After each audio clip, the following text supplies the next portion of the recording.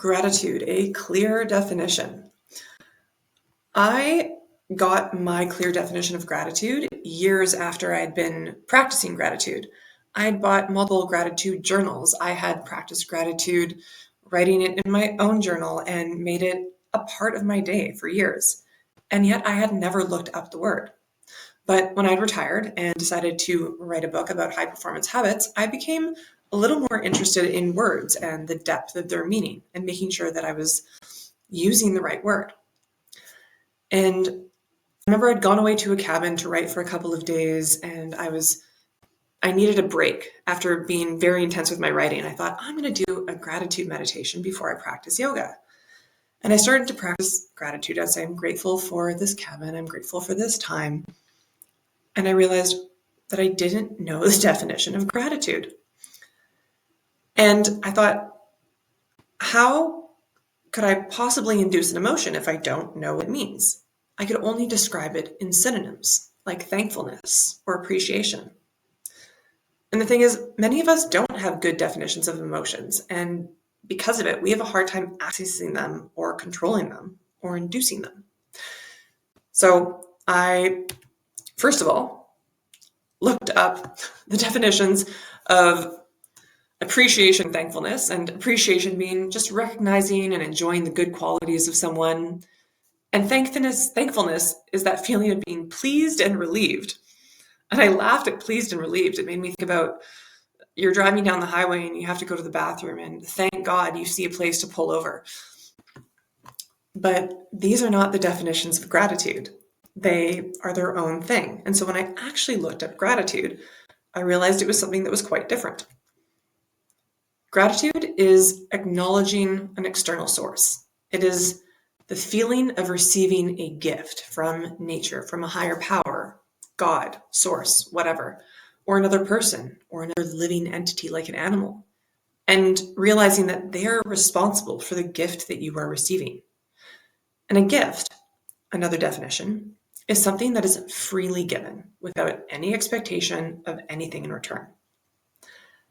And when I really started to think about the feeling of a gift, it's when someone gives you something and it's almost unexpected is the best time. And you go, for me, thank you. And it lights you up from the inside. And when I started to think about gratitude as that feeling of receiving an unexpected gift, and especially gifts that come from someone knowing you or giving you exactly what you needed that enhanced your life in some way. Like a great gift is something that really enhances the quality of your experience. And you realize that you don't deserve it. It's not owed to you. It's a completely different experience of receiving. And what I realized from this was that I had been practicing gratitude wrong. And not only that, I had been acting ungratefully as an athlete. Because as athletes, we are told that if you work hard, if you do all these things right, you will get further, you will succeed. And the reality is that's just not true. Sometimes things happen. And when we feel like we deserve something, it's no longer a gift. It is no longer something that we receive that is freely given. We don't cross the finish line or throw a personal best or achieve something great and go, wow, what a gift of an experience. We think, oh, I deserve that. I worked super hard, which is also true, but it is removing us from this really high level and super powerful emotion. And what true gratitude really lies in is recognizing our own efforts are supported by this web of interconnectedness, that we are not solely responsible for our success, that things come from good luck, from nature, from the good fortune of family, of friends, of the support of others, of the good fortune of living in a city that we live in or having the training facilities available to us. And there's so many things that are completely outside of our control that allow us to succeed in sport and in life. The next day, I went down a rabbit hole looking into gratitude. I'd pushed high performance habits to the side, and I thought, there's something here that's really important that I've been missing all along. And another thing I came across that I thought was really important was that we're trying to induce gratitude all the time. We have gratitude practices, gratitude journals. And that's inducing a temporary state. But in order to make something an emotion, something where that's a really complex reaction pattern to something that triggers us into feeling something, we need to have a deeper connection to it. Because in order for something to happen, there has to be a story behind it, something that has meaning to us in order to trigger this emotion.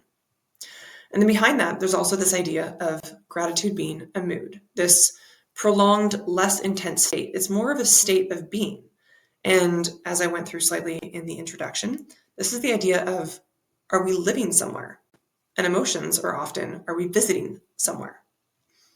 And when we start understanding emotion from these two places of how long am I spending there? Is it accidental? Is it triggered? Is it just my general way of being in the world?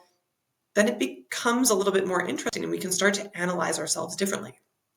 And then this last one, which I'm just going to briefly touch on, is social expression. We express gratitude. We express the acknowledgement of someone else's actions or being as a gift to us.